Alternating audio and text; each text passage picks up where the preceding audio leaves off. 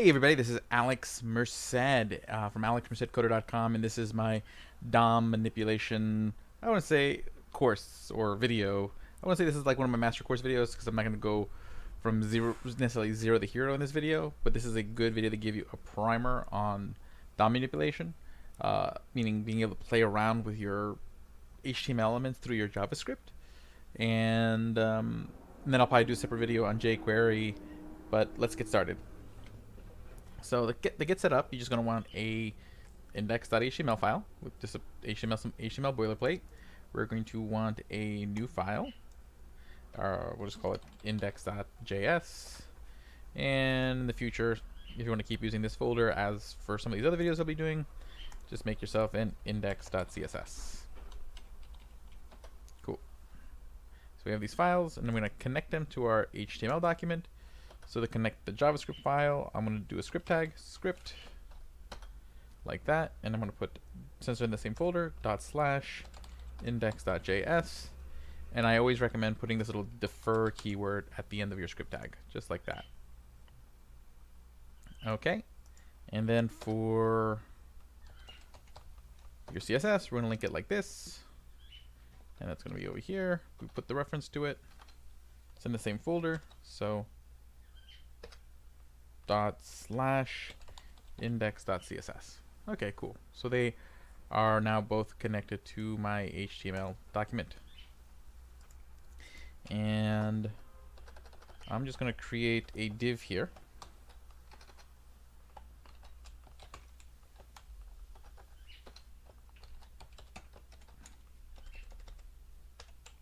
Okay, and I'm going to add an ID to this div. Just called target, and then we're going to create a class called target, just so that we have those to refer to and pull from. Save.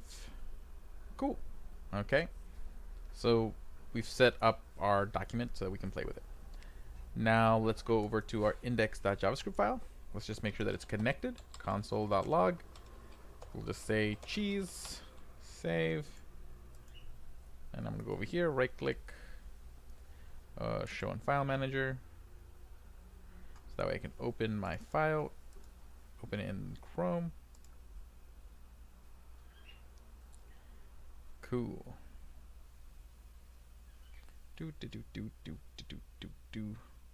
Okay, it's a blank, it's a blank file. So I'm going to open up my Chrome DevTools, that's Control-Shift-I. And see in the console, there's the cheese. So everything's connected, everything's working, everything is good. Now what I will do is, just so that we can see that the HTML file does have some content in it, I'm just going to put some gibberish right there. So save. If I go back here, I refresh. See, there's the gibberish. Okay, and you can kind of see, and if you're not familiar with what DOM is, Document Object Model, basically what you have to think about it is that when Google Chrome reads like your HTML, JavaScript, and CSS, what it does, it creates a living, breathing object. That's essentially what you're seeing here in the elements key here. This is your DOM, your document object.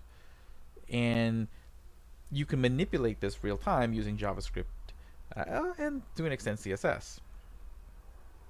Okay, so that's what we're going to be playing around here. So right now all we see is we have a body tag with the div inside of it. That's it. But what if I want to add more stuff? Okay, so let's show you how that would work. So everything starts off with this document object. That represents the website, the object that's created by the browser that's your living, breathing website. And there's all these functions attached to it. So if you want to kind of see all those functions, you can do console.log document. We'll just actually console log the document object. That's built into JavaScript. It just knows because you're reading it through the browser. So now if I refresh this, I go to the console, see here's the document object. And if I collapse it, well, it's just showing me the actual HTML because that's the document object. It's your website. Okay, and I can just break it down further and see all these individual elements. Cool. But there's all these functions that underneath that as well. So let's actually use some of them.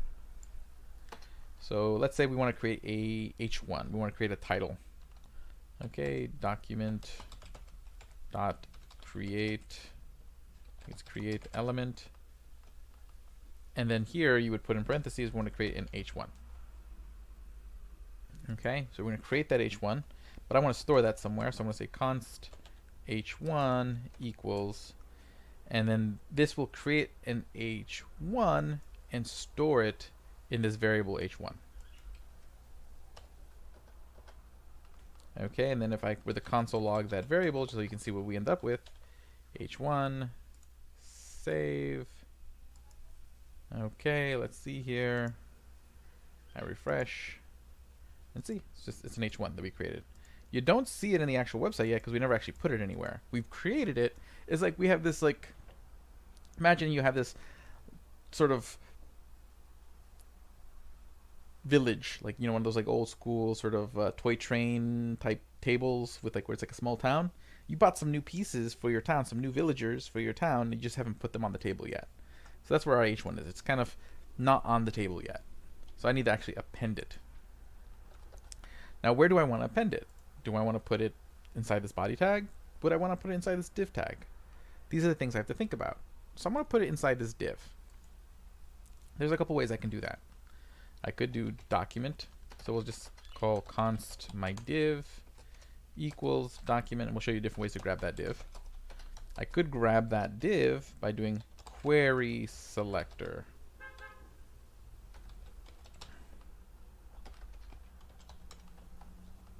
And what query selector does allows you to search for a particular element. So I'll say div. And it's going to choose the first div it finds. Right now my website only has one div, so that works for me. Okay. And store it in this variable called div. So just to show you that that works, we'll console.log the div. Save. So I refresh. And there we go. We see the div that was selected, and see it's the div that we did put on our website with that ID target, that class target, because it's the only div on the website, so it found it. Neat. So that works, and then I can attach the h1 to it. So I'd just do div append child is the function, because I already have the div stored in this variable. Okay, div append child, and then I'm going to say I'm going to append the h1 to that div. And then if I refresh, okay, and I look at my elements, let's see if it worked. See, now the h1 is in there, but it has no content. So I need to put some text in the h1. So not only does all these elements, like my h1 have and div, have these functions like append child, query selector, they also have properties, okay, such as inner text. So I can say h1's inner text equals hello world. So what I'm doing is I'm saying this element that I've stored here, the h1, change its inner text to hello world. Save, replace, and there, hello world. Cool. Now there's other ways I could have gotten this div. So if I were to go back here and change this and still get that same div, I could have done it this way. Get element by camel case by ID. So if I wanted to select it not based on that it's a div, but based that it has the ID target, I would just do this. So it's going to look for an element with the ID target, store it in here. Okay, and then same thing plays out. So this should not change at all, because it's still selecting. So again, it's still selecting that same div, but it's now selecting it based on the ID, not that it's a div. I could also do get element by class. And since the class is also called target, it'll do the same thing. So if I hit refresh, okay. I must have typed the name of the function wrong. So let's do a quick Google search. Yay, Google. Get element by class name. Get element by class name. Save. Oh, wait, why did I do that? Actually, I really don't need this at the moment. Let's close that. Save. Back here. Let's refresh. Get element by class name. Oh, okay, let's finish our search then. Get element by class.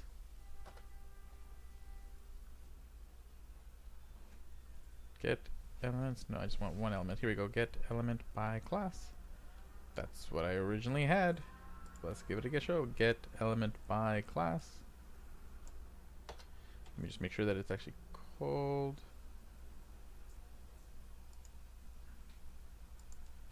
Yeah, that should do it. Let's try it again. Document.getElementByClass by class is not a function. Let's go back here. Get element by class name. Get element by class. What am I missing?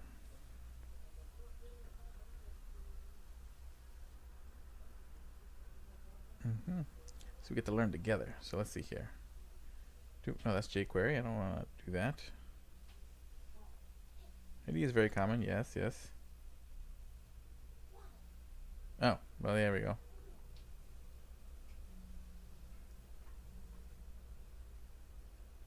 Got it. So that's not a function. There are ways to do it, though. Okay. And I think you could use query selector still, and then just do it by the class name like this. Dot select.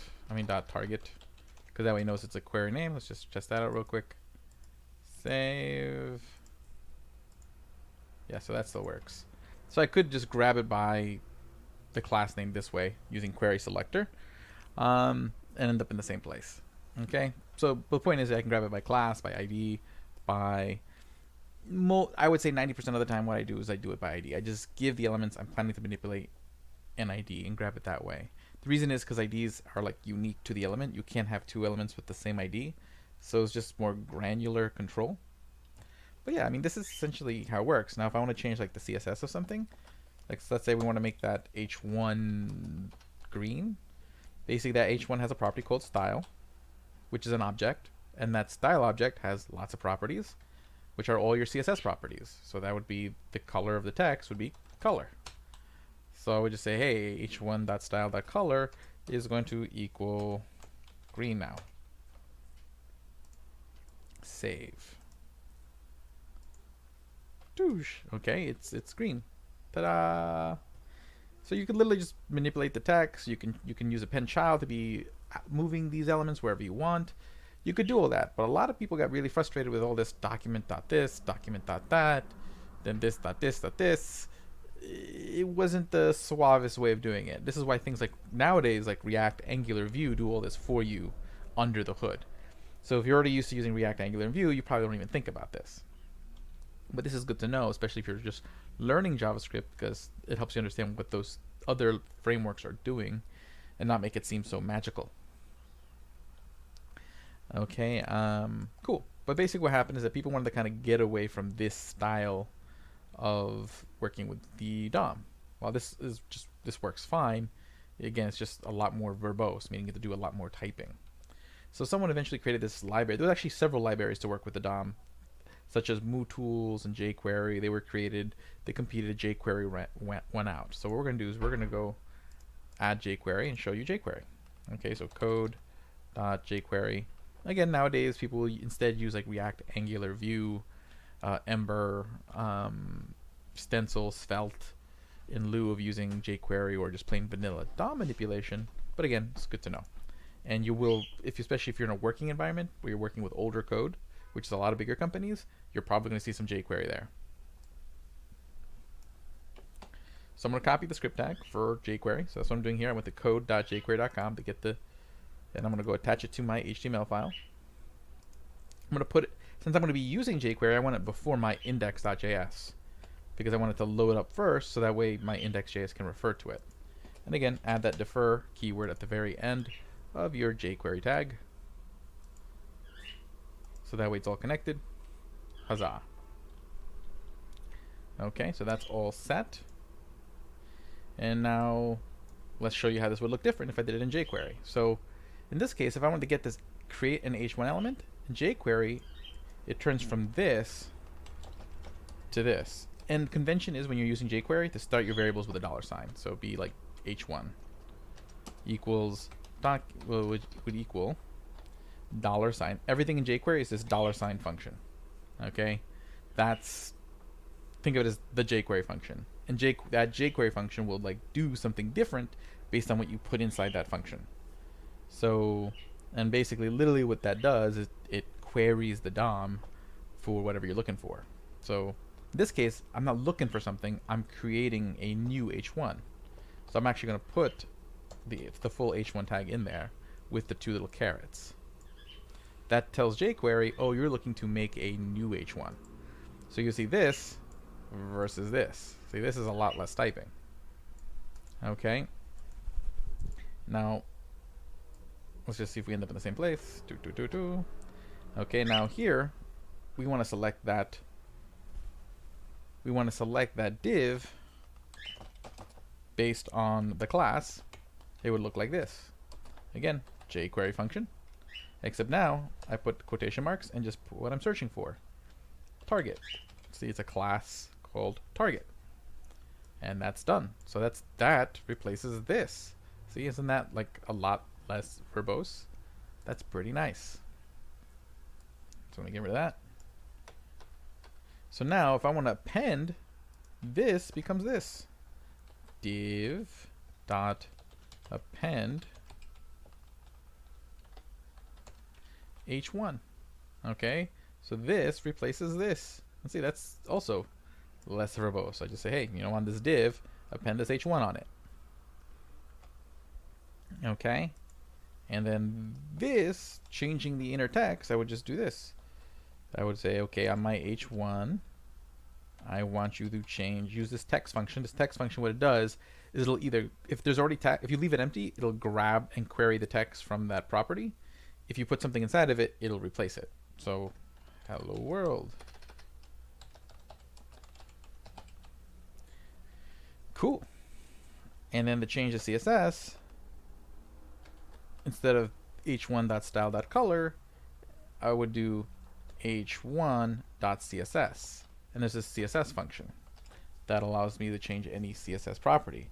It takes two arguments. The first one is the property, so I want to change color. And the second one is the new value, which will be green. So now if I commented out all the old stuff, so this is all the plain vanilla DOM stuff, and replace it with this, I should pretty much have the same results. Let's take a look. Let's go back over here, refresh. Yep, and see, it ends up doing the same thing. It creates the h1, appends it to the div, and then changes the CSS to green. So that's what jQuery does. It just takes what you would type otherwise and just gives you a much more succinct and easier to predict syntax for working with the DOM. So that's jQuery. Okay, there's a lot more functions and a lot more, like, you can spend a long time really getting acquainted with all the different things you can do with the DOM, all the different properties, all the different functions. But this gives you this, I think, is a fairly solid introduction to what the API is, whether it's the plain vanilla traditional thing, the stuff that I've commented out right now, versus the jQuery thing and what it does. Again, in much newer applications, you don't see this anymore because it's been replaced with React, Angular, Vue. Those libraries kind of do a lot of this for you. And gives you a more sort of modular way of building out your site. But again, not all websites need Angular, React, or Vue, because some websites aren't creating these massive modular applications. So there are going to be situations where you're still going to want to use one of these types of ways to manipulate the document object. So hopefully that fills you guys in on stuff. I mean, there's other things to keep in mind, like when you append something, notice that it appended that title at the end of the div. So this text that was already in the div, the h1 goes after it because it always appends at the end. Although if I wanted it at the top, I could just change this to prepend, and then jQuery will prepend it. Ta-da! So again, lots of cool tricks, and jQuery also has a lot of really cool like animation stuff you can do. Like let's say I wanted to afterwards hide this h1, and I wanted to hide it really slowly. Oh, my bird just flew to my shoulder, so ignore the chirps. Save. And if I refresh that with the slow, now we see be, well, let's see here. h1.hide. I think this should be a string. Slow.